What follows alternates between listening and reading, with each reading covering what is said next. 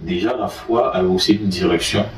La foi est basée sur des informations du salut. Je précise bien, la véritable foi est basée sur le salut de l'âme. Et donc, nous pouvons trouver dans l'atmosphère de la foi, c'est-à-dire dans l'Église générale du monde, plusieurs formes de foi. Mais la véritable, authentique, est basée sur le salut de l'âme. C'est ce que le Christ a prêché. Lorsqu'il commençait à prêcher l'évangile, il disait, répondez-vous car le royaume est proche. Le salut. Lorsque tu comprends, ou encore tu commences à comprendre pourquoi le Christ est mort pour toi, s'il est mort pour tes péchés, alors ta vie commence à se régler vis-à-vis du péché. Voilà la prédication du salut, dont les Écritures nous amènent à comprendre, ou encore dont les enseignants de la parole du salut vous amènent à comprendre pour votre bien, parce qu'un jour, lorsque vous serez en face de lui, vous aurez à comprendre qu'en fait, c'était le salut seul qui était le message. En tant qu'un croyant, un frère de Christ, une sœur de Christ, tu dois savoir que actuellement même, tu es en formation. Oui. Vous savez, quand quelqu'un vient à Christ, il vient au Seigneur Isaïa, il doit comprendre que les apôtres, les 12 qu'il a choisis, il les a formés pendant au moins 3 ans. Voilà. Il te faut une formation. Je ne parle pas, je reste dans ce que je dis, je ne parle pas d'une formation théologique, c'est pas ce que je dis. Je ne parle pas de la théologie. Une formation personnelle, une rencontre personnelle avec le Seigneur lui-même, d'après ta disposition à lire la parole toi-même, d'après ta disposition à jeûner 1 fois ou 2 fois, d'après ta disposition toi-même à prier. Et ça, ce n'est pas un pasteur qui le fait pour toi, mais c'est ton engagement à toi-même qui t'approche de la connaissance de Christ. Un pasteur peut te prêcher, si tu veux habiter avec lui, si tu fais ce que tu veux, mais il y a des choses que tu n'auras jamais si toi-même tu ne vas pas à la foi. Tes efforts te donneront de comprendre. Oui, il y a des choses, le Seigneur même qui veut te donner lorsque tu vas t'approcher de lui. Le pasteur ne peut pas te donner. Lui va te pousser à aller, mais c'est toi qui vas. Tel que un vieux ou une vieille peut utiliser un téléphone sera différent par rapport à un informaticien. Un informaticien va révéler des capacités cachées peut-être de ce téléphone-là. Mais le vieux va l'utiliser de façon basique. Il va l'utiliser de façon simple. Appeler, envoyer un message, c'est tout. Mais l'informaticien va pousser le téléphone à exécuter des tâches bien cachées en lui. Le chrétien, c'est comme ça. Qui va te pousser à te révéler? La parole dit que les enfants de Yahweh doivent se révéler. La création même attend qu'ils se révèlent. Mais la majorité dorment parce qu'ils n'ont pas l'écriture. Ils n'ont pas l'exercice de la foi. Ils ne lisent pas la Bible. Un chrétien lit la Bible. Un croyant lit la Bible au même titre que le pasteur. La Bible n'est pas faite seulement que pour le pasteur. Il est fait pour toi, bien sûr. Tu lis. Et je sais que tu ne vas pas comprendre, mais tu poses des questions au pasteur qui est un dévancier. Si du moins s'il prêche le salut, il va te conduire dans les normes du salut en ce qui concerne les choses que tu ne comprends pas. Tu dois lire la Bible au même titre que le pasteur. C'est la parole qui t'est donnée à toi et lui. Et il est plus facile de détruire la foi lorsque tu n'es pas concentré, lorsque tu ne te donnes pas les moyens d'avoir du carburant et quitter ce lieu qui est l'incrédulité, ce lieu qui est le manque de foi, ce lieu qui est le péché, ce lieu qui est la paresse. Il y a du carburant et quitte ce lieu. Les pasteurs doivent avoir du carburant et quitter ce lieu.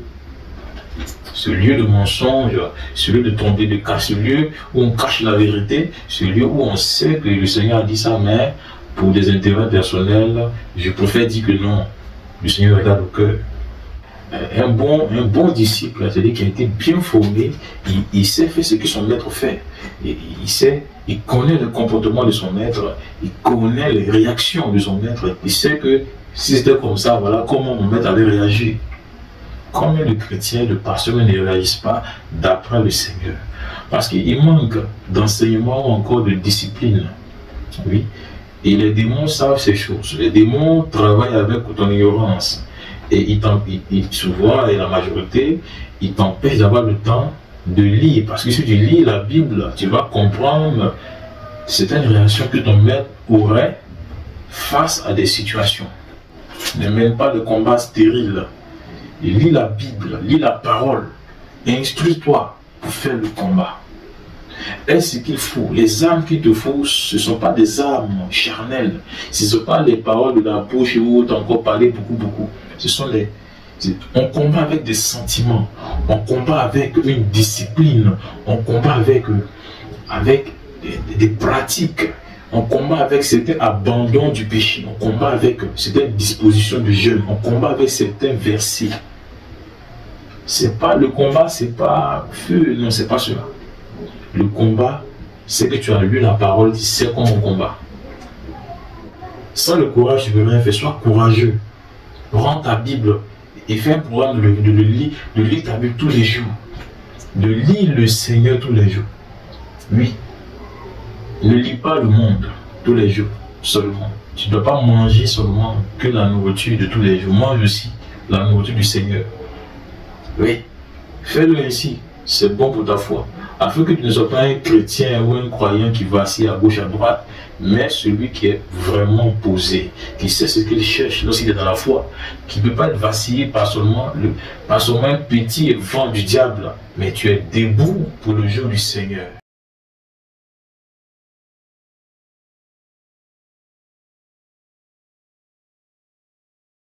Salam à vous, frères et sœurs dans la foi. Que la grâce de notre Seigneur Isaïa vous comble de sa connaissance du salut et vous environne de son intelligence supérieure, qui par cette intelligence, nous avons la possibilité ou la capacité de comprendre la parole de vérité, de comprendre l'éternité, de comprendre les avertissements, de comprendre quel est l'intérêt que nous gagnons à garder la parole du Seigneur. Aujourd'hui, je voudrais vous parler de comment lire la parole d'une manière ou d'une autre. Je sais déjà que les frères et sœurs lisent la parole. Tout cela les aider, les pousser un peu avec quelques techniques qui pourront améliorer le quotidien de la parole. Voilà. Et nous savons tous que nous ne sommes pas les premiers à lire la parole du Seigneur. Avant cette génération, il y a eu d'autres générations jusqu'à ce que nous trouvons les générations anciennes qui ont lu la parole. Et dans cette lecture de la parole, ils ont découvert des vérités qui leur ont permis de construire leur foi. Parce que la foi se construit. La foi, ce n'est pas un hasard. La foi se construit avec des informations bien précises que nous gardons dans notre âme. Tant que tu n'as pas des informations ou les informations précises dont ton âme a besoin, ta foi ne peut pas s'ancrer dans la bonne direction. Déjà, la foi a aussi une direction. La foi est basée sur des informations du salut. Je précise bien, la véritable foi est basée sur le salut de l'âme. Et donc, nous pouvons trouver dans l'atmosphère de la foi, c'est-à-dire dans l'Église générale du monde, plusieurs formes de foi. Mais la véritable, authentique, est basée sur le salut de l'âme. C'est ce que le Christ a prêché lorsqu'il commençait à prêcher l'évangile. Il disait, répondez-vous car le royaume est proche. Et donc le message du Christ basé sur la repentance pour le salut de ton âme, de l'autre et de l'autre, afin que tous parviennent à la connaissance de la vérité au moyen de la repentance. Et c'est une chose qui est une nourriture quotidienne pour le croyant jusqu'à la fin de ses jours. Il se nourrit de quoi?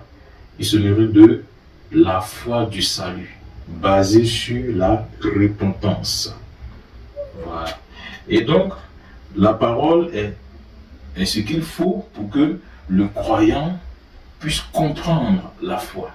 Sans la parole, tu ne peux pas comprendre la foi, ni acquérir la foi. Parce que nous savons que l'Écriture dit que la foi vient de ce que on entend. Et ce qu'on entend vient de la parole du Seigneur Isaïa, du Christ bien sûr. Alors tu auras la foi lorsque tu vas entendre la parole du Seigneur. Mais il faut que cette parole te soit donnée dans le sens dans lequel le Seigneur a donné, afin que tu aies la foi du Seigneur. Tu peux entendre une parole dite par le Seigneur, mais pas dans son sens. Ce qui est général dans l'Église aujourd'hui. Pour plusieurs, des paroles sont transformées ou encore profanées dans un but de posséder des gains, par exemple. Donc la parole n'est pas donnée de façon sacrée, mais de façon profane. Mais si toi, tu reçois la parole de façon sacrée, c'est-à-dire donnée dans le sens du salut, comme le Seigneur Isaïe l'a prêché, alors tu auras la foi que les apôtres ont eue. Tu auras la foi que Pierre a eue, la foi que Jacques et autres encore, la foi de Paul, à notre frère, de Yokaman, qui est Jean et autres encore, tels qu'ils ont marché, tels qu'ils ont eu l'intelligence que le diable pouvait comprendre, alors tu auras cette intelligence parce que tu as la parole dans son sens véritable qui est le salut. Tant que tu n'as pas la parole, la prédication du salut dans ton âme, c'est-à-dire ton âme ne s'imprègne pas, ton âme ne mange pas, ton âme ne garde pas la prédication du salut, tu n'as pas encore la foi. Tu parles à l'église, tu peux ne pas manquer les dimanches de l'église, ou encore les heures de prière, ou autre encore, mais la foi c'est le salut. Lorsque tu comprends, ou encore tu commences à comprendre pourquoi le Christ est mort pour toi, s'il est mort pour tes péchés, alors ta vie commence à se régler vis-à-vis du péché. Voilà la prédication du salut, dont les Écritures nous amènent à comprendre, ou encore dont les enseignants de la parole du salut vous amènent à comprendre pour votre bien, parce qu'un jour, lorsque vous serez en face de lui, vous aurez à comprendre qu'en fait, c'était le salut seul qui était le message. Vous verrez par exemple au jour du jugement, des chrétiens qui ont, durant toute leur vie dans l'église, des pasteurs ou encore, ont prêché des doctrines. Au jugement, tu peux aller voir peut-être deux frères. L'autre, il a l'habitude d'écouter les évangiles de prospérité, de bénédiction, les évangiles qui n'ont pas d'appui ou de fondement sur les Écritures. Et l'autre qui a écouté, qui a passé tout son temps à chercher le salut de son âme, c'est-à-dire à chercher le royaume des cieux, en ouvrant son intelligence à la parole. Les deux ne sont pas jugés de la même manière. L'autre est nourri d'une nourriture qui prend fin au jour du jugement. C'est-à-dire celui qui a écouté l'évangile de prospérité, c'est-à-dire au jour du jugement, il est jugé d'après ce dont il s'est nourri en fait, l'évangile de prospérité. Est-ce que devant le Seigneur ça tient? L'autre, il a passé son temps à chercher, à écouter les prédications du salut et il est devant le Seigneur maintenant. D'entre les deux, qui sera sauvé? C'est à vous de voir, frère, avec l'intelligence que le Seigneur vous a donnée. Alors, la parole du Seigneur nous a été donnée dans un seul but, pas deux, dans un seul but, notre éducation. Voyez-vous un peu, le croyant s'éduque afin de devenir quelqu'un de posé, quelqu'un de renseigné, quelqu'un de précis, quelqu'un qui n'adore pas dans le vide. Mais il est éduqué pour marcher d'après les conseils, d'après les instructions du Seigneur qu'il suit. Parce qu'il ne faut pas suivre le Seigneur sans connaître ce qu'il veut et ce qu'il ne veut pas. Et c'est la parole seule qui va te permettre de comprendre cela. La parole donc vient pour te donner la connaissance de celui que tu pries, de celui que tu suis. Il n'en est pas encore que beaucoup de personnes, beaucoup de chrétiens sur la terre ne comprennent même pas la volonté du Seigneur.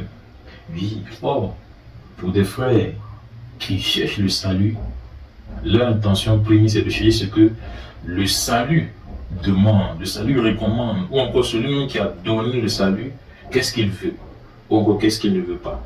Et à cela, nous sommes intelligents, puisque nous savons que le Maître, le Roi des rois, le Seigneur des seigneurs, celui qui dit la chose arrive, nous savons ce qu'il veut et nous savons ce qu'il ne veut pas.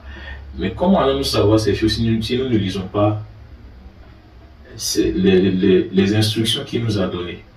C'est en cela que nous devons lire. La lecture est l'exercice quotidien du croyant. Un croyant s'exerce à la lecture. Durant tout le temps, peut-être du matin jusqu'au soir, il va s'arranger pour s'imprégner de la parole. Oui, parce qu'il ne peut pas finir une journée sans avoir nourrir son âme, qui est réellement l'intérieur de l'enveloppe. Ce qui est véritablement dans l'enveloppe, c'est ton âme. Il faut le nourrir. Nous passons tout le temps à nourrir l'enveloppe, mais et l'âme, bien sûr. Alors, en tant qu'un croyant, un frère de Christ, une sœur de Christ, tu dois savoir que actuellement même, tu es en formation. Oui. Vous savez, quand quelqu'un vient à Christ, il vient au Seigneur Isaïa, il doit comprendre que les apôtres, les 12 qu'il a choisis, il les a formés pendant au moins 3 ans. Voilà. Il te faut une formation. Je ne parle pas, je reste dans ce que je dis, je ne parle pas d'une formation théologique, c'est pas ce que je dis. Je ne parle pas de la théologie. Une formation personnelle, une rencontre personnelle avec le Seigneur lui-même, d'après ta disposition à lire la parole toi-même, d'après ta disposition à jeûner 1 fois ou 2 fois, d'après ta disposition toi-même à prier. Et ça, ce n'est pas un pasteur qui le fait pour toi, mais c'est ton engagement à toi-même qui t'approche de la connaissance de Christ. Un pasteur peut te prêcher, si tu veux faut habiter avec lui, si tu veux faire ce que tu veux. Mais il y a des choses que tu n'auras jamais si toi-même tu ne vas pas à la foi. Tes efforts te donneront de comprendre. Oui, il y a des choses, le Seigneur même qui veut te donner lorsque tu vas t'approcher de lui. Le pasteur ne peut pas te donner. Lui va te pousser à aller, mais c'est toi qui vas. C'est toi qui vas jeûner. Personne ne le fera pour toi. C'est toi qui liras. Personne ne le fera pour toi. C'est toi qui vas prier. Bien sûr. Et donc tu es exercé à une formation pour devenir ce frère, non pas le frère du pasteur, mais c'est toi qui es le frère du Seigneur. Oui. Et donc tu seras attaché plus au Seigneur qu'au pasteur. Et c'est ce que le Seigneur demande. Le Seigneur te demande d'être son frère, sa soeur. Bien sûr, afin que tu sois attaché à lui, non à l'église, non au pasteur, mais à lui seul. Selon qu'il est écrit, celui qui est un avec le Seigneur devient un seul esprit avec lui. Tu seras un seul esprit. Il n'est nulle part écrit que nous serons un seul esprit avec le pasteur, avec l'église. Mais pourtant il est écrit plusieurs fois que nous serons un avec lui. Ailleurs il dit la gloire que tu m'as donnée, je leur donne afin qu'ils soient un. Tu seras un avec le Seigneur. Mais comment tu vas le devenir si tu ne te formes pas? Bien sûr, tu auras besoin de conseils de pasteur, c'est vrai, mais il y a une chose que tu ne peux pas sauter. Oui, c'est ton engagement vis-à-vis de la lecture de la parole, ton engagement vis-à-vis l'exercice de la foi. Oui. Un croyant, un frère est exercé, il a des exercices à faire chaque jour, jusqu'à la fin de ses jours, afin de tenir, de rester sur le chemin, afin de rester sur le cap des instructions, afin de rester dans le carré de la foi, bien sûr. Alors, comme il a dit tout à l'heure, la lecture de la Bible va t'éduquer. La lecture de la parole du Seigneur Isaïa, pour ceux qui ont la Bible version petit livre, vous pouvez le comprendre, que c'est une éducation spécifique d'écrire les Écritures, afin que tu deviennes, non pas comme ancienne personne, mais cette ancienne personne est transformée, convertie par les Écritures. C'est-à-dire les ordres, les instructions que le Seigneur te donne, te transforment. Lorsque nous donnons des instructions à une machine, par exemple, on envoie une instruction, la machine exécute l'instruction. Et on voit que l'exécution de cette instruction montre ses fonctions. C'est-à-dire que, je prends un exemple, un téléphone par exemple, tel que un vieux ou une vieille peut utiliser un téléphone sera différent par rapport à un informaticien. Un informaticien va révéler des capacités cachées peut-être de ce téléphone-là. Mais le vieux va l'utiliser de façon basique. Il va l'utiliser de façon simple. Appeler, envoyer un message, c'est tout. Mais l'informaticien va pousser le téléphone à exécuter des tâches bien cachées en lui. Le chrétien, c'est comme ça. Qui va te pousser à te révéler? La parole dit que les enfants de Yah doivent se révéler. La création même attend qu'ils se révèlent. Mais la majorité dorment parce qu'ils n'ont pas l'écriture, ils n'ont pas l'exercice de la foi. Ils ne lisent pas la Bible. Oui, on ne lit pas la Bible que le dimanche. La Bible est une nourriture de chaque jour. Si tu nourris l'enveloppe, qui est le corps, nourris aussi l'âme, qui est la vraie personne qui est toi. Oui. Tu sais, tout ce que tu auras fait, tes pensées, tes paroles, les émotions viennent de ce qui est dans l'enveloppe. Le contenu qui est ton âme. C'est avec cela que tu interagis avec cela sur la terre. Et donc, tu auras à nourrir le corps, c'est vrai, mais beaucoup plus l'âme. Bien sûr. Alors, qui va te pousser à exécuter, à révéler ce qui est en toi? C'est la parole du Seigneur. Bien sûr. Le Seigneur, il a mené sa mission pour te donner toutes les instructions qu'il te faut pour te révéler en tant qu'un enfant de Dieu, un enfant de vérité, un enfant de lumière, un enfant intelligent qui a la connaissance du salut. Le salut, bien sûr, que les démons ne veulent pas que tu connaisses. C'est pourquoi on embrouille beaucoup de personnes avec des évangiles, ça et là. Mais ils pensent que si toi-même tu lis la Bible, la doctrine est dans la Bible, bien sûr. Un chrétien lit la Bible, un croyant lit la Bible au même titre que le pasteur. La Bible n'est pas faite seulement que pour le pasteur, il est fait pour toi, bien sûr. Tu lis, et je sais que tu ne vas pas comprendre, mais tu poses des questions au pasteur, qui est un dévancier. Si du moins il prêche le salut, il va te conduire dans les normes du salut, en ce qui concerne les choses que tu ne comprends pas. Tu dois lire la Bible au même titre que le pasteur. C'est la parole qui t'est donnée à toi et lui. Bien sûr. Alors, nous allons prendre la parole dans le livre de Josué. Josué chapitre 1, verset 8. Et la parole du Seigneur avec respect. Regardez ce que le Seigneur va nous dire dans ces termes. Il dit à un homme, un soldat bien sûr, un soldat qui ne compte pas sur sa force, bien que c'est un soldat en armes. Mais il y a une autre force dont il a besoin, dont le Seigneur va lui donner, qui est en quoi? Qui est en ce que nous avons dit, que ce livre de la loi ne s'éloigne point de ta bouche. Nous connaissons bien cette parole, que ce livre de la loi, le livre de la loi, il dit, médite-le jour et nuit, pour agir fidèlement selon ce qui est écrit. Car c'est alors que tu auras du succès dans tes entreprises, c'est alors que tu réussiras. Frères et sœurs, ne lisons pas la parole comme autrefois, comme les pasteurs des églises ont enseigné. Le succès, je pense, pour ma part, que si le Christ devait t'enseigner qu'est-ce que le succès, il te dira le succès, ce n'est pas ce qu'on nous a fait croire pour la réussite. Nous avons bien à réussir dans le salut, nous avons bien à avoir du succès dans les entreprises du salut. Ça dit quoi? En ce qui concerne peut-être des péchés que tu veux abandonner, il faut que tu aies du succès. Bien sûr, il faut que tu réussisses à l'abandonner. Alors, quand tu vas méditer la parole jour et nuit, tu auras la force, tu auras ce qu'il faut pour avoir du succès dans ces entreprises, dans ces choses que tu veux abandonner. Il faut que tu aies du succès.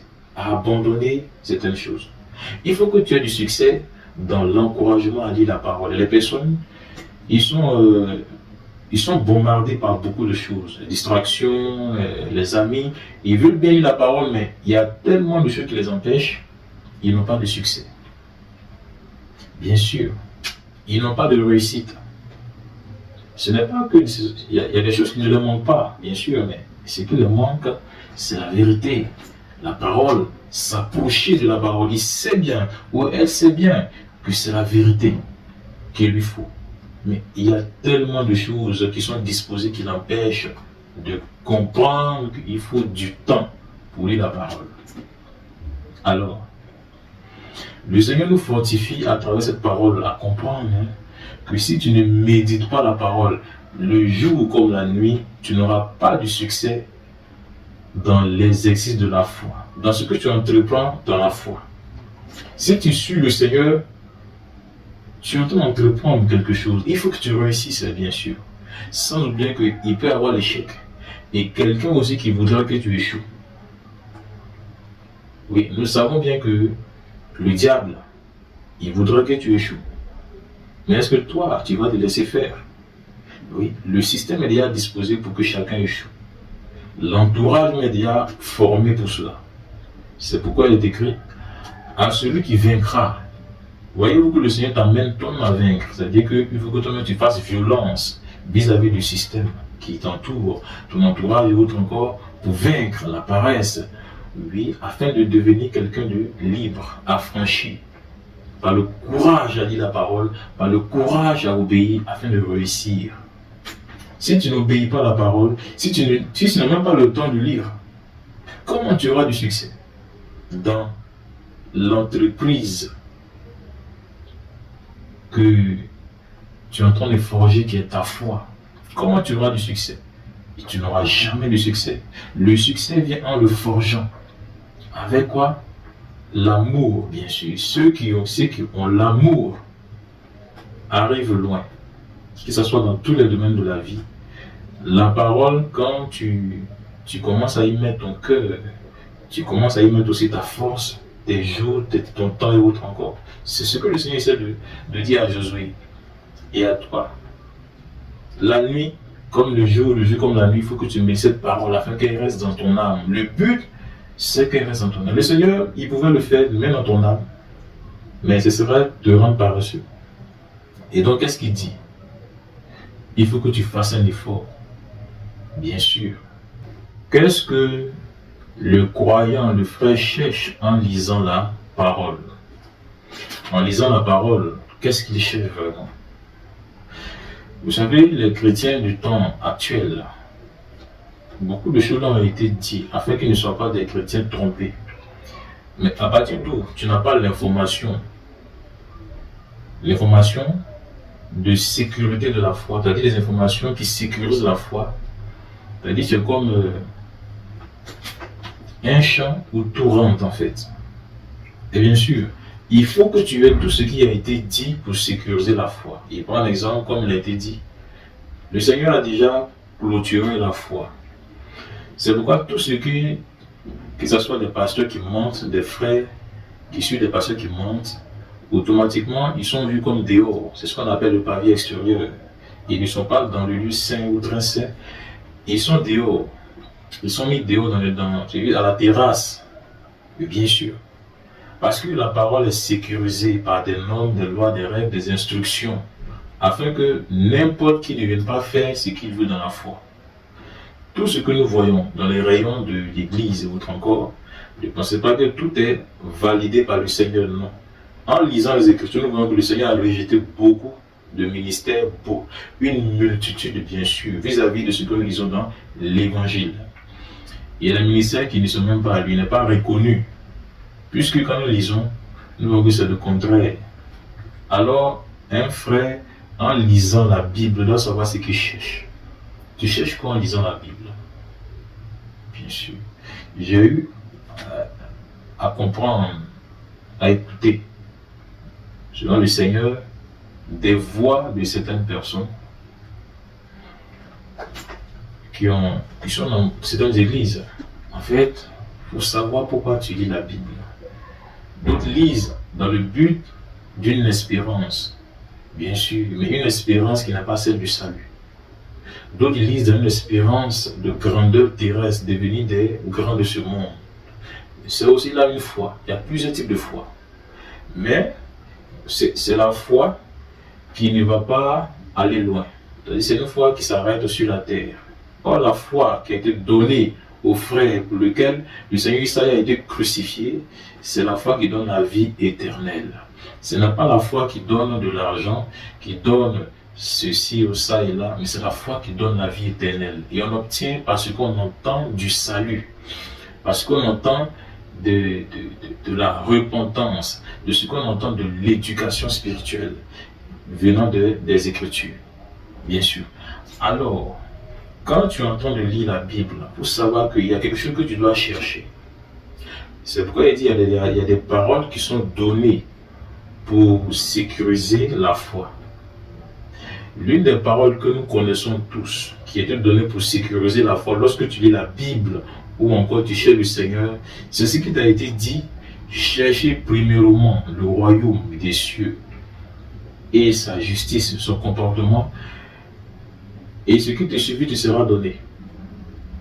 Quand un chrétien, un frère, un pasteur entend lire la Bible, il lit pour chercher le royaume des cieux. bien sûr. Il lit pour s'approcher, pour approcher son âme, parce que l'âme de l'homme est très loin. Mais en lisant la parole, ce n'est pas l'imposition des mains qui te délivre, non. C'est la connaissance de la vérité qui, parce que le fait même d'être loin, quand tu es loin du Seigneur, c'est une prison. Mais tu seras libre par la vérité que tu vas découvrir en t'approchant du Seigneur par les Écritures. Il y a des choses, c'est pas par la prédication que tu auras, non. C'est par toi-même ta propre lecture que tu auras. Bien sûr. Pourquoi le Seigneur encourage Jésus à lire lui-même, à méditer jour et nuit? Bien sûr. Il y a ce que tu vas écouter, il y a ce que toi-même tu vas découvrir. Bien sûr. Et il te faut l'effort, le courage de le faire. Quand tu lis la Bible, il n'y a qu'un seul sens dans lequel tu peux lire la Bible, c'est dans le sens de chercher le royaume de Yah, le royaume du Père, le royaume de la justice, là où on dit la vérité de l'éternité, pour la sanctification. En rentrant dans ces choses, tu comprends le royaume des cieux, tu t'approches de la véritable foi. Parce que le Christ nous a déjà tous avertis, bien sûr, de chercher le royaume. Il ne t'a pas dit de chercher à régner dans ce monde, bien sûr. Il n'a jamais dit ces choses. On doit lire la parole avec la position du Seigneur, non pas avec la position du pasteur ou encore la position de l'Église, mais la position du Seigneur qui a dit des choses dans les Écritures. Parce qu'au jour du jugement, tu seras face à face avec lui. Si ce sont les idées du pasteur qui t'ont nourri dans la fausseté et que tu voudras entrer dans le royaume du Père qui est devant toi, alors tu auras échoué. C'est pourquoi nous devons nous aligner avec la vérité du Christ que nous lisons dans les Écritures, non pas avec des choses qu'on nous dit autres encore qui n'ont pas de fondement. Il est bon pour un frère, lorsqu'il lit les Écritures, de s'aligner avec la pensée du Seigneur, parce que la pensée du Seigneur n'est pas la pensée de beaucoup de pasteurs, la majorité. Mais toi, tu peux comprendre la parole, la pensée du Seigneur par rapport au pasteur. Bien sûr, pasteur, c'est un appelé. Or, il dit que c'est tout le monde qui est appelé. Si toi, tu as été appelé le dernier, que tu es venu, et que tu es dans la droite ligne de la pensée du Seigneur, que tu cherches, tu lis la parole pour comprendre la volonté du Seigneur, alors que le pasteur, peut-être, il lit la parole pour de la prospérité. Lui, il est déphasé. Toi, tu es sur la ligne. Parce que le Seigneur t'a dit, lorsque le Seigneur est en train de prêcher à des hommes, il a dit, répondez-vous, cherchez le royaume des cieux. Il est proche. Tu es sur cette ligne-là, par rapport au pasteur. Tu peux comprendre la parole, les pensées du Seigneur par rapport à certains pasteurs. Bien sûr, certains pasteurs ont dévié. Leur intelligence s'est corrompue. Ils ne peuvent plus lire la Bible, ni prêcher l'écriture dans le sens. Ils sont obligés de dévier, de dire des choses dans le but d'obtenir des gains ou dans le but de maintenir un système de mensonges, de maintenir le ministère qu'il a construit. Nous devons faire attention. Bien sûr, faire attention parce que le Maître nous a déjà donné des instructions. Le Seigneur Isaïa connaît d'avance toutes choses. C'est pourquoi il a donné des frères, des apôtres, pour que vous ayez des instructions venant d'eux. Bien sûr. Alors, la foi. La foi du salut est le système d'éducation destiné aux enfants de Yah. Je me répète, la foi du salut est le système d'éducation, ou encore je peux dire, ce que le Seigneur demande, comme éducation pour les enfants de Yah. Oui. Ce qui veut dire que les frères doivent posséder l'éducation. Mais possédant cette éducation, ils doivent manifester cette éducation autour d'eux. Bien sûr, je prends un exemple palpable, simple. Regardez un peu. Pour des frères qui ne savent pas, ou encore des sœurs qui ne savent pas que le Seigneur a dit, par exemple, celui qui aura une femme, qui la commande à son cœur, a commis l'adultère avec elle, même si elle est mariée ou pas, il a commis l'adultère, c'est-à-dire la femme aussi a commis l'adultère, elle a péché, elle ne sait pas, elle est partie. Mais c'est écrit ainsi. Alors, cette parole doit amener le frère, puisque des frères ne savent pas cela. Voilà, l'Église aujourd'hui ne sait pas ces choses, l'Église ne connaît pas ces choses qui sont écrites dans les Écritures. Nous voyons introduit dans l'Église toutes sortes de concepts interdits par les Écritures. Comment est-ce qu'un pasteur qui est censé élever la parole au plus haut niveau, à un respect très élevé où le diable ne peut pas atteindre, comment est-ce qu'un pasteur peut rabaisser aussi bas les Écritures? Tandis que le Christ, le Seigneur Israël cherche à élever la conscience et l'esprit de l'homme à comprendre la sainteté à un haut niveau. Des pasteurs cherchent à le rabaisser en disant Dieu ne regarde qu'au cœur. Mais nous lisons des paroles qui ont un sens profond. Soit on fait exprès de ne pas dire aux gens ce qui est, c'est pourquoi je conseille, lis donc la Bible. Hein. Le pasteur peut dire des choses, mais il faut le vérifier. Parce que le Christ n'est pas venu pour étouffer la parole, mais il est venu élever la parole à un haut niveau de conscience. Regardez un peu au temps de Christ jusqu'à nous. Est-ce que au temps de Christ, tel qu'aujourd'hui, la modernité, la luxure, les habillements sexy pour les femmes, hein, autres encore, les habillements pour les hommes, est-ce que on pouvait voir ce monde où nous sommes aujourd'hui à l'époque de Christ? Non, mais le Christ dit une parole qui rattrape ce monde actuel. Il demande aux femmes d'avoir une tenue vertueuse. Oui, parce qu'une femme qui s'habille de manière à, même si elle ne sait pas que ça expose à beaucoup de choses, mais qui n'est pas instruite à comprendre, à marcher dans la foi, mais qui s'habille de manière voluptueuse, de manière sexy. Elle s'expose à une loi. C'est-à-dire, là, tu viens de t'exposer à une loi de jugement, que tu veux ou pas. Le Seigneur te juge. C'est-à-dire que l'homme va te dire mais que tu es bien habillé. Ah, mais la sœur, voici. Mais il y a une parole qui t'attend au jugement. Et surtout quand tu es dans l'église, hein, bien sûr, et que tu ne lis pas la Bible dans le sens du salut, dans le sens du crainte du Seigneur, alors tu vas marcher dans des condamnations, tu ne sais pas. Le pasteur ne va pas te dire, la sœur, Dieu regarde le cœur, ton cœur n'a qu'à être.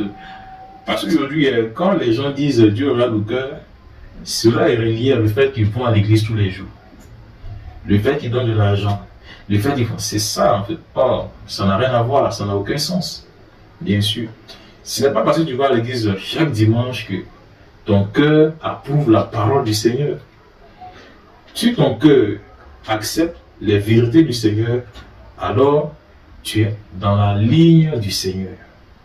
Parce que tu vas à l'église tous les dimanches, parce que tu ne manques pas les dimanches, parce que tu ne manques pas de la dîme et les offrandes, tu dis que Dieu regarde au cœur. Depuis quand nous lisons les Écritures, Dieu ne regarde pas aussi à l'apparence. Lorsqu'il dit ces choses, quand nous lisons, celui qui regarde une femme, aujourd'hui la majorité, qu'est-ce qui fait qu'on regarde les femmes? C'est l'habillement, bien sûr. Une femme peut être belle, bien sûr. On peut lui dire qu'elle est belle, mais la partie où il y a la convoitise, c'est parce qu'il y a un vêtement qui attire la convoitise. Et là, cette parole-là te juge, peu importe ce que le pasteur te dit. Le Seigneur va te demander des comptes à la fin. C'est un renseignement. Si tu lis la Bible, tu verras qu'il y a des choses que le pasteur ne t'a pas encore enseignées, mais que toi-même tu pouvais le découvrir si tu lisais la Bible.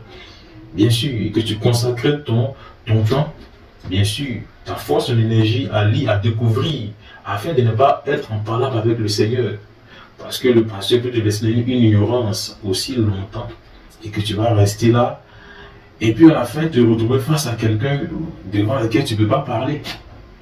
Un juge qui va ouvrir la Bible même pour te juger, qu'est-ce que tu vas dire? Ah, j'avais ce livre sur la terre. Ah, est-ce que tu as le temps de lire? Ah, est-ce que tu as le temps de pratiquer ce qu'elle dit? Et encore, et bien de choses encore. Alors, frères et sœurs, le Seigneur sera avec que nous soyons éduqués. L'éducation suppose qu'il y a des choses que nous n'allons pas faire, il y a des choses que nous allons faire. Il y a la manière de marcher. Il y a la manière d'éviter les choses, la manière de ne pas s'initier à des œuvres de démons sur la terre. Il est écrit aux petits enfants, abstenez-vous des idoles, des démons, des esprits impurs ou encore des sectes. Je vous dis, il y a plein de sectes. Plein de sectes. Ils sont bien vus devant le Seigneur, dans lesquels des pasteurs rentrent encore. Ça n'engage que. Mais si toi, un frère ou une soeur, suis les enseignements d'un pasteur qui vit dans une secte, alors tu perds ton âme avec lui. C'est cela, mes frères et sœurs. Voyez-vous un peu, celui qui vit la foi doit être assez éduqué pour éduquer un autre frère, une autre sœur. Oui. C'est-à-dire que l'éducation de la foi est une éducation spirituelle, dans laquelle on t'apprend les choses spirituelles, mais dont les informations sont tirées dans les Écritures pour te donner un sens de réflexion, un sens d'éloignement de tout ce qui peut détruire ton âme. Alors l'éducation de la foi vient pour t'empêcher de devenir cette personne qui sera condamnée à la fin. Vous êtes sûr avec moi que le Seigneur a dit beaucoup iront en enfer. Ce n'est pas nous qui l'avons dit. C'est le Maître qui l'a dit. Mais vis-à-vis de cette vérité, il le dit aussi que beaucoup seront sauvés par leur courage et leur force. Dans ce qui dégage pour la vérité. Et bien sûr, voyez un peu. Alors, si toi, un pasteur, doit être assez éduqué pour éduquer le peuple. Il y a des pasteurs qui ne sont pas éduqués à écouter ce qu'ils disent, à voir leur comportement.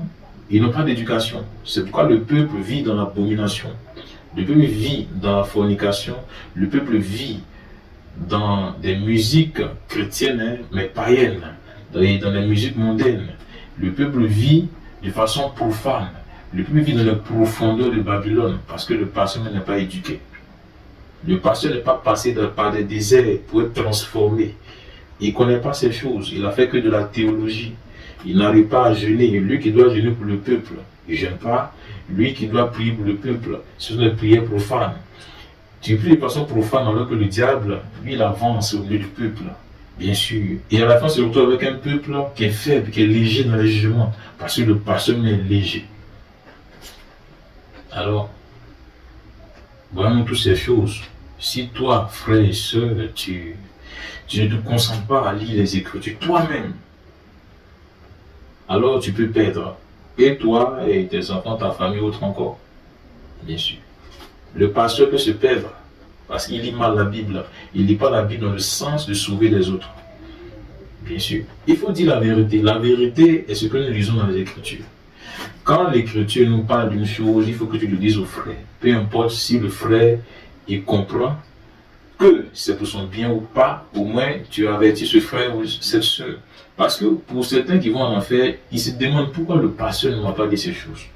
Il pouvait forcer à me dire ces choses. Ça, c'est le cas de plusieurs. J'ai vu plusieurs personnes comme ça en enfer qui se disaient qui fréquentent beaucoup d'églises que nous voyons, des grandes églises d'Abidjan et autres encore. Bien sûr. Ils disaient, mais je n'ai jamais su que ce lieu était réel. On m'a pas dit ces choses de façon superficielle et même souvent au dehors. Par des évangélistes que je trouvais dehors. Mais le pasteur ne m'a jamais vraiment enseigné sur ces choses, je ne savais pas. Et ils sont perdus pour l'éternité. Des sœurs qui auraient tout donné de ce qu'elles ont fait pour venir, serait-ce une seule fois, bien s'habiller. Mais elles n'ont rien pour donner pour revenir. Parce que là-bas, il faut que tu sois arrivé là-bas. Et il n'y a pas de retour. Tu es condamné pour toujours. C'est pendant que tu es sur la terre, tu dois t'éduquer. Le pasteur doit t'éduquer. Parce que lui-même, il est éduqué. Il connaît l'éducation. Il a été formé, brisé, travaillé dans un feu du Seigneur pour t'éduquer toi. Mais s'il ne le fait pas, je te dis, il y a des conséquences sur ta vie, il y a des conséquences sur ta famille, il y a des conséquences sur ton éternité. Bien sûr.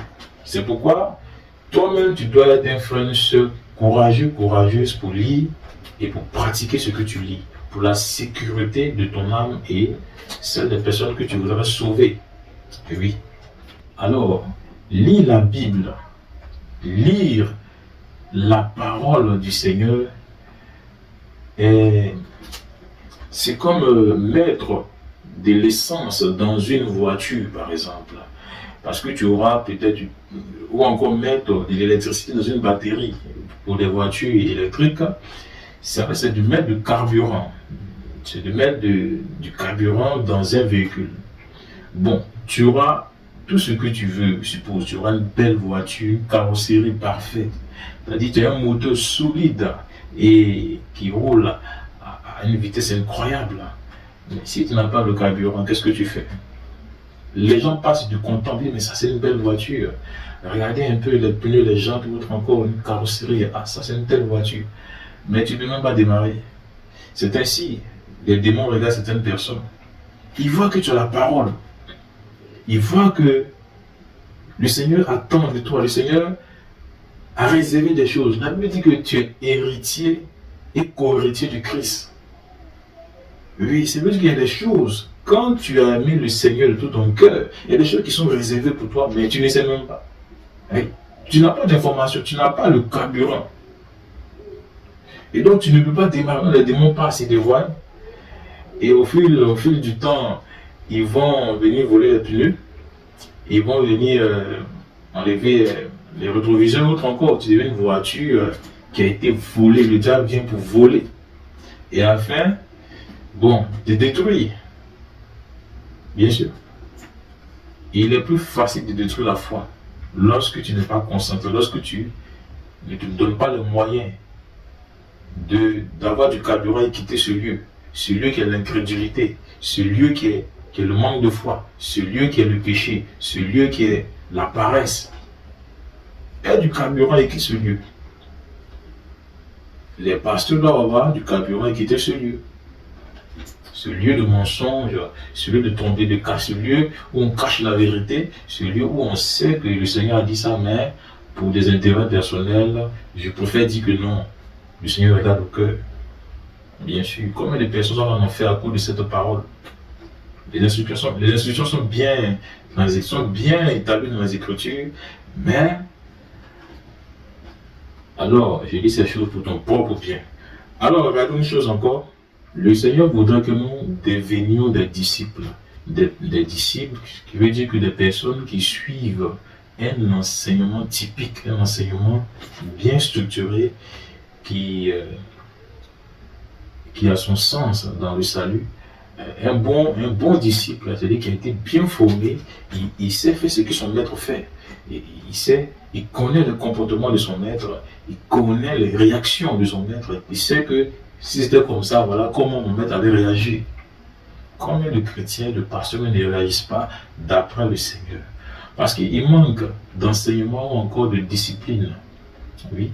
Et les démons savent ces choses. Les démons travaillent avec ton ignorance. Et souvent, et la majorité, ils t'empêchent d'avoir le temps de lire. Parce que si tu lis la Bible, tu vas comprendre certaines réactions que ton maître aurait face à des situations. Et eux, ils créent des situations et tu n'es pas formé, tu n'es pas discipliné pour faire face à la situation. Parfois, nous sommes en colère, aussi rapide, de colère rapide, parce que nous ne savons pas que la colère ouvre la porte au diable. Et pour nous, parfois, c'est un moyen de régler nos problèmes, les colères. Je suis fâché, autre encore, je dis ce que je veux, et par l'orgueil, autre encore. Et après, je me retrouve à l'église, et ainsi continue la vie. Voilà. Mais si tu savais que ces colères sont engendrées, il y a des personnes qui peuvent détruire leur propre famille à cause de leur colère, qui peuvent détruire leur entourage, leurs amis, encore même l'église et autres encore. La colère. Mais je pense que si un frère ou une sœur était discipliné, avait reçu l'enseignement du Seigneur et qu'il le mettait en pratique, allait comprendre que face à cette situation-là, est-ce que c'est la colère que je dois engendrer, ou encore la patience pour la maîtrise de soi dans cette situation, bien que peut-être j'ai raison. La raison de l'homme ne lui donne pas l'occasion de produire des fruits du mal. Non. Certaines raisons vont te donner l'opportunité d'engendrer la lumière. La lumière qui est un sentiment bienfaisance, un sentiment de l'esprit qui va donner là. On va t'allumer un feu de palabre, un feu où les démons venaient danser. Tu allumes la lumière là où il n'y a pas de lumière. Au lieu de produire de la colère, tu as de la patience. Voyez un peu. Parce que tu es discipliné dans ton cœur, il y a des comportements qui ne sont plus en toi parce que tu as découvert l'information dans les Écritures que tu dois savoir gérer tes sentiments. Mais quand tu ne lis pas la Bible, qu'est-ce que tu sais? On a des informations fragmentaires. C'est-à-dire, tout ce qu'on a, c'est fragments. On discute parce qu'on n'a pas la doctrine. Voyez-vous un peu? On n'a pas la doctrine. Et c'est pour la majorité. Oui, des chrétiens qui se jalousent, alors que tu sais bien que ton maître a dit lui-même qu'il voudrait que tu fasses plus que lui. Bon, regardez une chose, ton maître qui veut que tu fasses plus que lui. Ce qui veut dire que toi-même, tu dois savoir que le maître en lui ne se trouve aucune jalousie. Il veut que tu fasses plus que lui. Il se comporte ainsi. Toi, comporte-toi plus que cela. Bien sûr, il se sanctifie. Sanctifie-toi plus que lui. Oui, bien sûr. Il pardonne. Pardonne plus que lui. Et ça, tu découvres ça dans les Écritures parce que tu lis la Bible. Bien sûr. Tu lis l'Évangile, là où lui-même l'a enseigné de façon directe. Et bien sûr. Et là, parce que tu es discipliné. Tu n'as pas de désordre dans tes sentiments. La parole, la lecture de la parole vient pour te donner l'information, t'éduquer afin que tes sentiments soient bien réglés. Parce que les démons travaillent dans la destruction des sentiments. Oui. L'orgueil ou autre encore. L'orgueil qui survient souvent. Oui, bien sûr. Alors, sans la parole, tu ne peux pas faire face à certains démons. Des démons de colère, des démons de tristesse. Et les tristesses qui viennent, souvent sont des démons. Il y a plein de choses comme ça. Voyez-vous un peu. Alors, celui qui lit la Bible cherche quelque chose. Tu vois un peu ce que je suis en train de dire. Tu lis la Bible parce que tu cherches quelque chose. Tu ne lis pas la Bible parce que pour autre chose, hein. Tu lis la Bible parce que tu cherches le royaume. Oui. Tu ne cherches pas un verset, non. Tu cherches le royaume. Donc, ça peut t'amener à lire un chapitre, à 2 chapitres par jour, et même à revenir sur ce même chapitre pour te poser des questions et dans un sens de compréhension. Ah, merci Seigneur pour ta parole. Au commencement était la vérité. La vérité était. Il y a bien sûr, il y a tout créé avec la vérité. C'est ce que nous lisons en Jean chapitre 1, verset 1, version petit livre. La vérité a tout créé. À partir où le mensonge est venu rentrer dans la création, ça a détruit beaucoup de choses. Alors sans la vérité du Seigneur, nous demeurons cette créature corrompue. Bien sûr, c'est pourquoi tu dois te nourrir de vérité. Bien sûr, et cette vérité-là, il te dit, le diable va tout faire pour ne pas que cette vérité soit mise dans ton esprit. Aujourd'hui, on a toutes sortes d'idées des hommes qui parlent de la Bible, de la parole, de ça et là. La Bible, voici, la Bible, voici, la Bible, voici. Ce sont des paroles conçues, des idées conçues, des concepts conçus par des inspirations pour t'empêcher de régler certaines choses dans ton âme. Toi-même, tu te connais. Tu sais le problème spirituel que tu as. Mais les démons savent que la connaissance de la vérité va te rendre libre. Ils savent. Alors, lorsque tu marches dans le Christ, tu as un esprit forgé, un esprit carré, à ne pas te laisser détruire par les idées des démons, mais à laisser ton esprit être construit par les règles de l'évangile. L'évangile a des règles. Bon, je prends un petit exemple. Puisque je dis que l'évangile a des règles, la parole du Seigneur a des règles, la doctrine a des règles. Lorsque l'église ou le pasteur ne veut pas cautionner les règles de l'évangile, les démons s'apprêtent à habiter dans l'église. L'église devient une église, certes, on peut prêcher là-bas, on peut organiser des anniversaires, il n'y a pas de problème. Mais il n'y a jamais de lumière. Oui, qu'est-ce que le Christ disait par rapport à Jean-Baptiste lorsqu'il était, par rapport à Jean-Baptiste lorsqu'il était avec les pharisiens et autres encore. Il leur disait que vous désirez vous réjouir d'un instant de la lumière de Jean-Baptiste. Jean-Baptiste, on connaît sa prédication. Mais le Seigneur, il montre que c'est une lumière. Et ils veulent seulement goûter un peu. La lumière, c'est la vérité. La vérité dans un ministère. Non pas des vérités arrangées, mais des vérités qui vont te sauver. Bien sûr, parce qu'au jugement, il n'y a pas de négociation. Soit tu es sauvé, soit tu es perdu. Pour peut-être tes quelques années à vivre sur la terre, il vaudrait mieux qu'on t'enseigne la vérité. Parce que ce sont les éternités que tu vas vivre de l'autre côté. Voyez un peu. Donc, quand un frère en train de lire la Bible, une seule lit la Bible, c'est quelque chose que tu cherches. Pour beaucoup de choses, tu cherches à fuir le péché, les conséquences du péché vont te conduire en enfer. Donc, tu ne veux pas en enfer. Donc, tu te renseignes sur les choses, de telles choses en fait. Bien sûr. Pendant que tu vis, pendant que tu es là, l'enfer aussi existe actuellement au jour même où tu es. Oui. Alors, sur la vérité la découverte de la vérité, toi en lisant la Bible, va te permettre d'échapper à la condamnation et aux démons. Oui. Voici une chose aussi que je voudrais préciser, mes frères et sœurs. Pour ceux qui rentrent nouvellement dans une église ou autre encore, pour des pasteurs qui savent que des personnes rentrent dans l'église, ils initient des personnes à des pratiques qui ne sont pas censées être pour de nouvelles personnes qui rentrent dans l'église. Oui.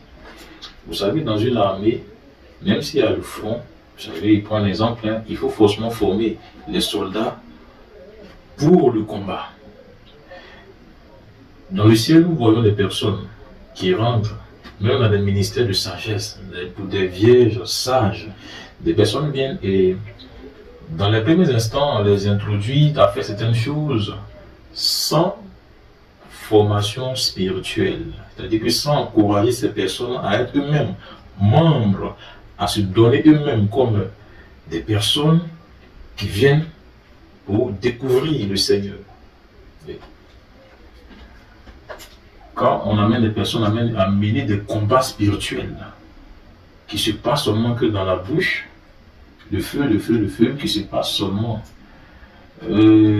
à taper les mains, à parler en langue, c'est exposer ces personnes à être attachées par des démons. Oui. Il faut d'abord enseigner ces personnes par la vérité que nous avons lue dans le Nouveau Testament et ensuite amener ces personnes elles-mêmes à comprendre que c'est maintenant eux-mêmes, par leurs efforts, que les démons vont quitter définitivement leur corps et leur esprit. Parce que tu peux chasser un démon, peu importe ta puissance, il peut partir. Mais le comportement de la personne peut faire revenir le démon aussi rapidement. Le démon a été chassé, peut-être aujourd'hui, le démon peut revenir demain. Parce que cette personne a encore des comportements de ce démon-là. Le démon est parti, mais le comportement l'a fait revenir. Donc il va falloir maintenant enseigner quoi? Les vertus de la repentance. Cette personne a une conscience de la repentance, afin de regretter ses péchés, ne peut retourner dedans. Il y a des délivrances qui sont basées sur le fait du regret de péché. Bien sûr, il y a des gens, leur délivrance c'est ça. C'est pas que tu ne regrettes pas ton ancienne vie, les démons vivent. On n'a même pas besoin de t'imposer les mains. Oui, quand tu commences à découvrir la parole, tu lis la parole, les démons, ils savent que ce que tu es en train de faire est quelque chose de dangereux pour leur place en toi. Oui. C'est pourquoi je vous exhorte à ne pas seulement écouter les prédications, mais à vous-même avoir l'amour de lire les Écritures pour vous donner une place auprès du Seigneur. Oui. Les démons savent des choses que vous ne savez pas. Les démons savent des choses que les personnes même ils ne savent pas. Oui. Les démons connaissent les choses. Il y a longtemps qu'ils sont là. Ils sont là. Ça fait beaucoup de décennies. Ils sont là. Ils sont là depuis le commencement. Donc tu viens d'arriver. Si tu ne suis pas strictement ce que les Seigneur te dit, bon, eux ils sont là. Ils ont habité aussi, ils ont servi. Le maître que tu es en train de servir aujourd'hui, c'est vrai qu'ils ne le servent plus, mais ils connaissent ce qu'ils veulent, ce qu'ils ne veulent pas. Bien sûr. Ils savent eux-mêmes que c'est parce qu'ils n'ont pas suivi strictement les ordres qui sont aujourd'hui en bas. Mais toi, tu viens et il y a des ordres à suivre. Il faut les découvrir dans les Écritures en lisant. Pensez-vous qu'ils avaient des démons s'ils suivaient les ordres que le Seigneur donnait dans le ciel? Ils n'avaient pas des démons. Ils allaient toujours rester dans le ciel et servir le Seigneur. Mais à cause des instructions, ils avaient des penchants qu'ils voulaient suivre. Ils sont devenus démons et ils ont été chassés du ciel. C'est la même chose pour l'Église. À partir de nous, ils ont des Écritures, des ordres dans le livre que nous ne voulons pas. L'Église, les pasteurs, les prédicateurs ne veulent pas enseigner cela. Alors, nous devons comprendre qu'ils sont déchus. C'est un temps qui a été donné pour les anges. Les anges n'ont pas été expulsés d'un coup au ciel. Ils vivaient dans leur rébellion à un certain moment. Donc, il y a un temps qui a été donné pour l'expulsion. Bien sûr, c'est ce que nous passons, ce qui se passe aujourd'hui. Pour ce que nous voyons, quand vous allez comprendre l'expulsion, vous ne pourrez pas faire marche arrière. Expulsion de pasteurs, expulsion de frères et sœurs. On ne peut pas faire de marche arrière. Et donc, pendant que le Seigneur en appelle cela le temps de la grâce, il faut vraiment saisir la grâce, qui est quoi? C'est que nous te disons. Oui, vous voyez un peu.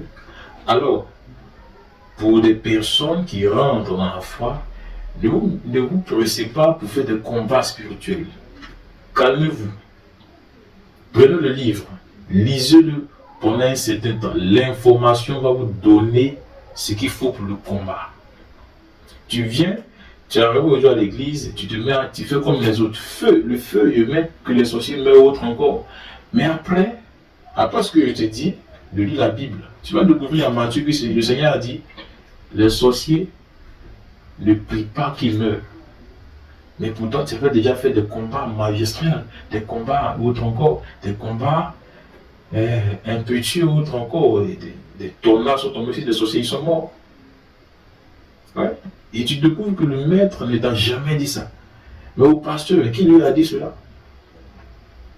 Voyez un peu. Tu découvres ailleurs que le combat spirituel n'est pas contre la chair et le sang. C'est-à-dire que ce n'est pas contre l'homme. L'homme que tu vois, même s'il est sorcier. Mais c'est contre les démons qui le contrôlent. Et puis tu commences à découvrir ces informations parce que tu viens maintenant de lire la Bible. Mais le combat change. Le combat change de terrain, le combat change d'ordre. Et maintenant, tu vois que tu as envie de réviser tes manières de faire. Ton comportement change parce que tu as lu la Bible. Si le pasteur veut te convaincre, mon ami, la parole dit, frère, c'est la parole dit qu'on ne doit pas ajouter ni retrancher des conseils, des ordres, des instructions que le Seigneur a mis dans le livre. Après, le pasteur veut faire quoi? Veut dérouter la conscience ou encore le combat. Ce qui veut dire que lui, c'est un traître. Bien sûr. Il emmène, c'est là combat contre le Seigneur. Si tu ne combats pas avec le Seigneur, tu combats contre le Seigneur. Faisons très attention. Parce que dans le ciel, nous voyons des personnes qui combattent le Seigneur avec les informations du Seigneur. C'est-à-dire, ils font des prières au nom de Jésus dans les églises, autres encore, en puisant dans l'énergie des gens. Et plein de choses encore. Alors, ne mène pas de combat stérile. Lis la Bible, lis la parole. Instruis-toi pour faire le combat. Est-ce qu'il faut? Les armes qu'il te faut, ce ne sont pas des armes charnelles. Ce ne sont pas les paroles de la bouche ou encore parler beaucoup. Ce sont on combat avec des sentiments. On combat avec une discipline. On combat avec des pratiques. On combat avec certains abandons du péché. On combat avec certaines dispositions de jeûne. On combat avec certains versets. C'est pas le combat, c'est pas feu, non, c'est pas cela. Le combat, c'est que tu as lu la parole, tu sais comment on combat. Et donc, c'est très important que vous sachiez ces choses, frères et sœurs.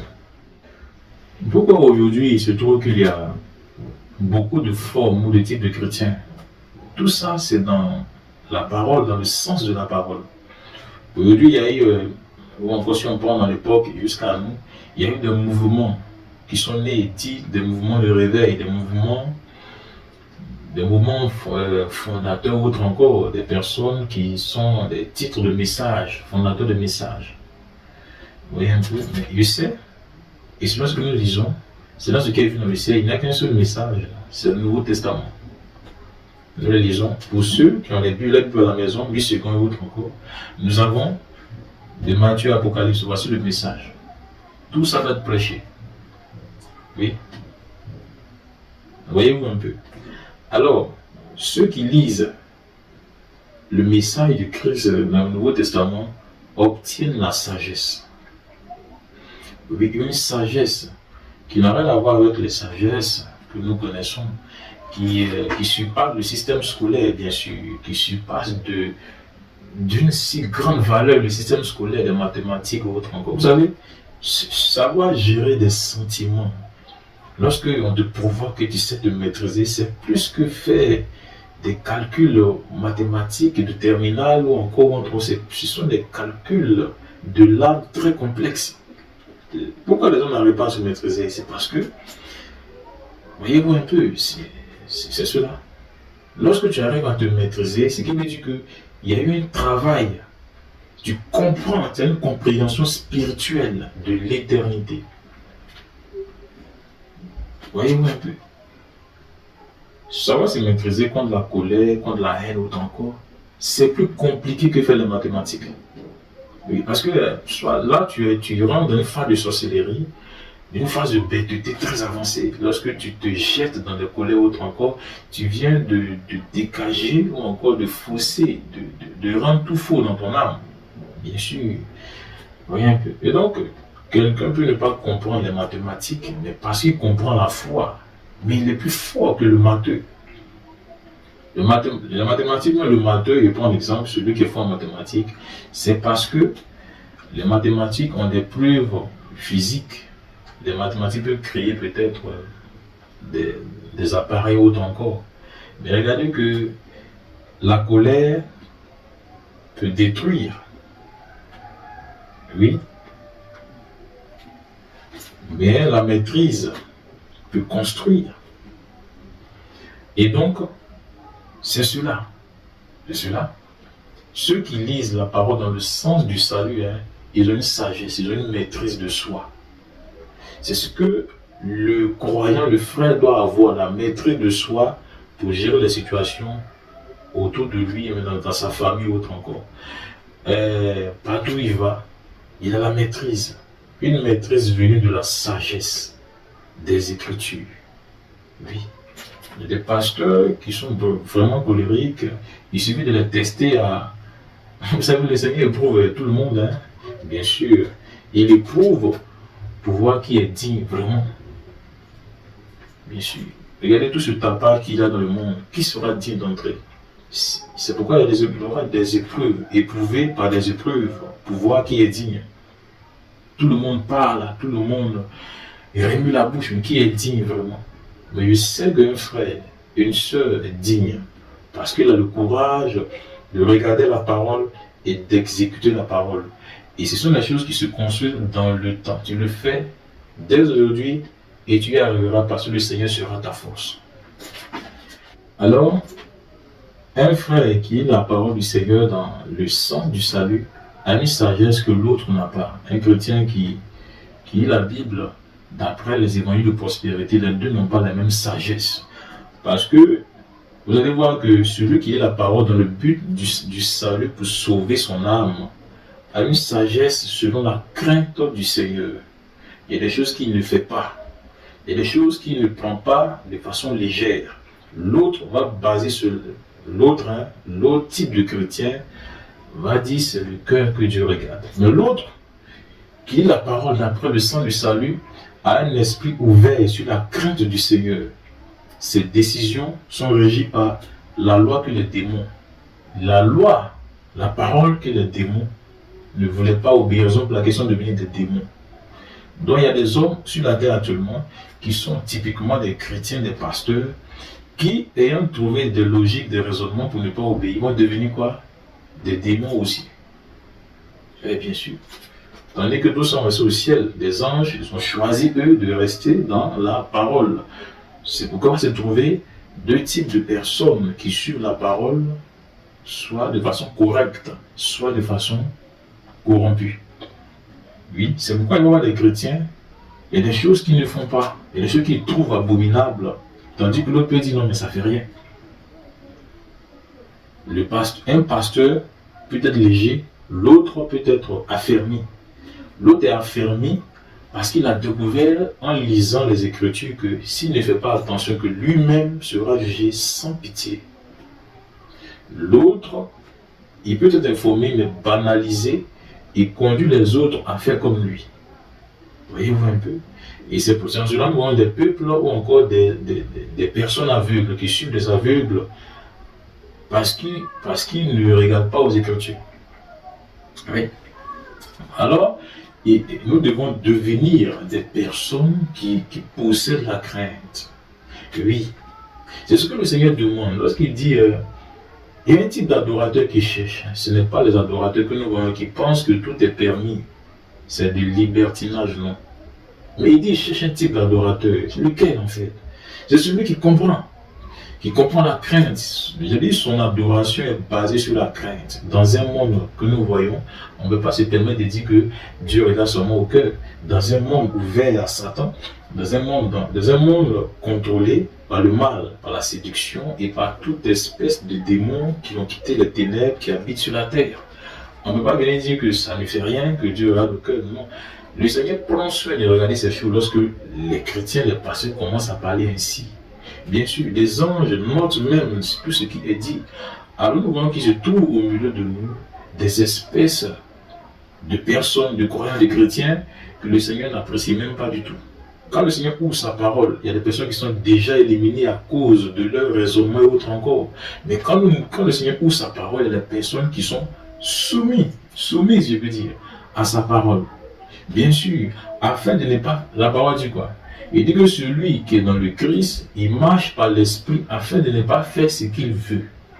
C'est écrit. Quand tu vas lire tout à l'heure, toi-même, tu vas le voir. Quand tu vas commencer à lire la Bible, on ne peut pas faire ce qu'on veut dans la foi. Qui autorise de faire ce qu'il veut dans la foi? Qui? Bien sûr, à votre avis, c'est qui? C'est le diable.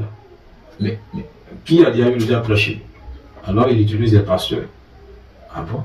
Alors les pasteurs aussi utilisent qui? Des personnes qui sont alliées à eux. Que ça ne soit pas toi, bien sûr.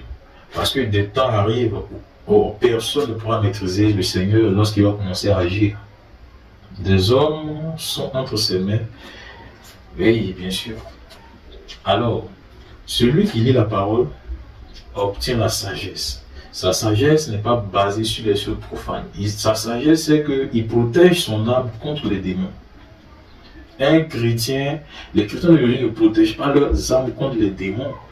Leurs âmes sont ouvertes aux démons.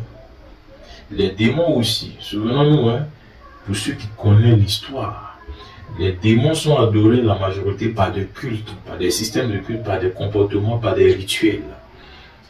Nous sommes dans un monde où le rituel est changé en quoi? En divertissement. Le rituel qui était fait de l'autre côté, dans l'époque, aujourd'hui changé, transformé en divertissement ou en objet séduisant, par exemple. Et donc le chrétien qui a les yeux ouverts sur les œuvres des démons, qui comprend les œuvres des démons, il voit qu'il ne peut pas se permettre de faire tout, d'accepter tout, d'acheter tout, de s'initier à tout. Parce qu'il a compris. Quand il n'a pas compris ou il n'essaie pas de comprendre, il est bloqué par les démons. Les démons rentrent en lui. Parce qu'il n'a pas la sagesse que le Seigneur Isaïe donne. Quand tu as la sagesse par la parole, tu vas voir qu'il y a des choses auxquelles tu comprends que les autres ne comprennent pas. Et comme ils ne comprennent pas, ils vont te trouver bizarre. Bien sûr, c'est là il y aura deux types de chrétiens, deux types de pasteurs, deux types d'églises. Des églises où on accepte cela, ou l'autre on n'accepte pas cela. Bien sûr. Mais là où on n'accepte pas les choses, en majorité, c'est parce qu'ils regardent aux Écritures. Mais là où on accepte tout, c'est parce qu'en réalité, ils laissent les démons, ou encore ils sont séduits par le monde. Ils sont séduits comme Ève qui a laissé les choses rentrer dans le ministère. Bien sûr. Alors, la sagesse nous vient de la parole, afin que nous ne soyons pas possédés. Il est plus facile d'être possédé, parce qu'il y a tout pour être possédé aujourd'hui. Possédé. On est possédé même par les médias ou autre encore. Il y a beaucoup de choses possédées par les yeux ou autre encore. Mais la parole que tu vas commencer à lire va t'éduquer, afin que tu ne sois pas une maison des démons, mais une maison sainte dans laquelle habite le Seigneur. Parce que c'est toi qui es le temple du Seigneur. Ce n'est pas l'église, les 4 000 autres encore. Ce n'est même pas l'assemblée. C'est toi qui est le temple du Seigneur. Et toi, le temple du Seigneur doit avoir en elle tout ce qu'il faut pour que le Seigneur habite dedans. Est-ce que tu penses que le Seigneur va venir entrer dans ton âme, dans ton esprit, t'habiter si tout ce qui est mondain est en toi? Non. Mais il y avait des pasteurs qui se convainquent malgré que dans l'assemblée, il y a tout ce qu'il faut du monde. Ils se convainquent que l'esprit est là, ils tombent en transe, ils parlent en langue et autres encore. Mais le Seigneur les regarde d'une manière ou d'une autre. La manière dont leur comédie est grande. Leur tromperie est arrivée à succès. Voyez-vous un peu. Alors, regardez une chose aussi. Pour ce que nous disons, il va vous falloir des enseignants, des professeurs capables de vous enseigner correctement le livre. C'est pourquoi le Seigneur a dit à Pierre, Pierre, les brebis que tu vois, je les aime, prends soin d'eux. Il lui a dit ça combien de fois? 3 fois. Parce qu'il ne doit pas perdre les brebis. Pierre a compris réellement ce qu'il devait faire. Perdre une brebis, et surtout dans le cadre où un pasteur s'amuse à perdre les brebis, c'est écrit en Jacques chapitre 3 que ce type de pasteur, le Seigneur ne va pas le juger avec légèreté. Le Seigneur ne va pas le juger parce qu'il a construit une grande église où il arrive beaucoup de choses. Le Seigneur va le juger parce qu'il a perdu une seule âme. Et la manière dont il a perdu, c'est en fonction de ça qu'il sera jugé. Oui. Et donc ne pensons pas que nous voyons des serviteurs qui ont des positions terrestres en grande norme. Ne voyons pas que ces positions leur sont attribuées par le Seigneur. Le Seigneur veut les âmes auprès de lui. Oui. Et nous, quand nous lisons dans le comportement de Christ, il y avait des choses qui pouvaient l'empêcher de faire correctement sa mission, comme des choses du monde en fait. Le diable a proposé plein de choses qui ne te pas à lui, tu pouvais le prendre et faire ton ministère avec. Mais le Seigneur a trouvé que ces choses pouvaient l'empêcher de faire sa mission. Aujourd'hui, nous avons des enseignants, des professeurs qui combinent les deux. Ils combinent les deux et ils sont obligés de se forger notre foi. Un type d'enseignement qui va avec ce qu'ils viennent accepter, c'est-à-dire la corruption. Et ils deviennent des combattants. Ils combattent maintenant contre la foi du salut, contre le Christ et deviennent des travailleurs antichrist.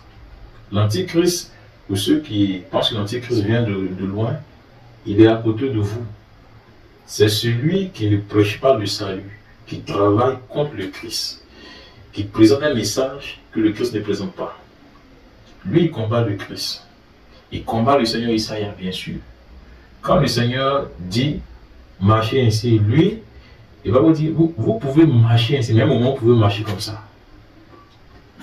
Si vous dites non, ne marchez pas comme ça directement, tu vas soupçonner que le peut te dire mais vous pouvez marcher, mais à un moment, c'est pas grave, le Seigneur regarde au cœur. Voyez un peu. Pour plusieurs, c'est comme ça. Il va vous falloir des professeurs qui ont été vraiment enseignés eux-mêmes, éduqués, formés par le Seigneur.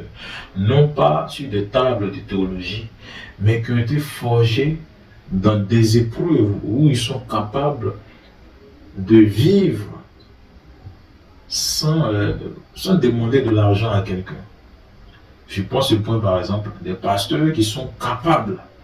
C'est-à-dire tellement ils t'aiment, tellement ils veulent que tu sois sauvé, c'est pas tes biens qu'ils regardent. Oui. Et lui-même, pour arriver à être cet excellent pasteur du salut, il a accepté de refuser beaucoup de choses, des propositions mondaines. Ce qui a fait de lui quelqu'un qui est capable de résister à la séduction, à l'argent. Parce que, aujourd'hui, nous savons, celui qui va accéder totalement à l'argent, obligé de se corrompre à beaucoup de choses, surtout dans le cas de l'Église. Bien sûr. Parce qu'un pasteur qui va avoir des millions, des milliards, tu ne peux jamais avoir cela par la dîme et les offrandes. Alors, pour certains, ils font des affaires. Et les affaires donnent des moyens. Et ces moyens corrompent la majorité de l'Église. Bien sûr. C'est-à-dire, c'est ce que la Bible dit. La Bible dit que des serviteurs ne peuvent pas posséder des biens aussi énormes. Parce qu'ils vont corrompre le ministère. Et la majorité de ces personnes, de ces pasteurs, ces professeurs qui sont rentrés en possession de beaucoup Beaucoup de biens terrestres ont dévié eux tous. Le Seigneur regarde maintenant aux enfants, il regarde aux jeunes, il regarde à des personnes que vous ne regardez même pas. C'est avec eux que se trouve l'onction, non pas avec vos grands. Vos grands ne disent plus ce que le Seigneur veut qu'ils disent. Vos grands ont perdu l'onction. Mais ils sont grands de façon temporaire jusqu'à un certain temps. Le Seigneur regarde aux enfants. Il regarde à ceux qui disent des choses qui lui plaisent en fait. Alors vous allez trouver des pasteurs qui vont vous éduquer. Vous allez trouver d'autres qui vont vous amuser. Vous allez trouver d'autres qui vont prophétiser des choses que vous voulez entendre. Mais à la fin, en fonction du professeur que tu as eu, en fonction de cela que tu auras ton salaire pour l'éternité. Alors faisons attention à ce que nous écoutons. Faisons attention à l'enseignement que nous avons. Mais le meilleur enseignement, encore le meilleur enseignant, c'est lorsque tu t'assois pour lire la parole toi-même d'abord, bien sûr. Oui. La parole est déjà révélée. Ce sont les hommes qui veulent se compliquer beaucoup de choses.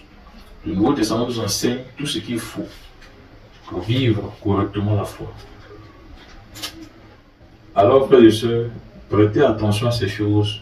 Confiez votre âme, votre salut aux Écritures. Oui, parce que chacun rendra compte. Chacun rendra compte au Seigneur vis-à-vis des temps et des choses qu'il a eues sur la terre, des moments, des occasions de le faire. Oui, alors soyez courageux. Le courage. Sans le courage, tu ne peux rien faire. Sois courageux.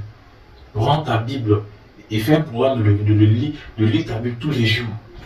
De lire le Seigneur tous les jours. Oui. Ne lis pas le monde tous les jours seulement. Tu ne dois pas manger seulement que la nourriture de tous les jours. Mange aussi la nourriture du Seigneur. Oui. Fais-le ainsi. C'est bon pour ta foi. Afin que tu ne sois pas un chrétien ou un croyant qui vacille à gauche à droite, mais celui qui est vraiment posé, qui sait ce qu'il cherche lorsqu'il est dans la foi, qui ne peut pas être vacillé par seulement un petit vent du diable, mais tu es debout pour le jour du Seigneur. Merci frère. Je vais révéler encore des méthodes, je vous disais des choses. Voilà. Je vais révéler des méthodes de lecture. Voilà. Pour la deuxième partie de cet enseignement.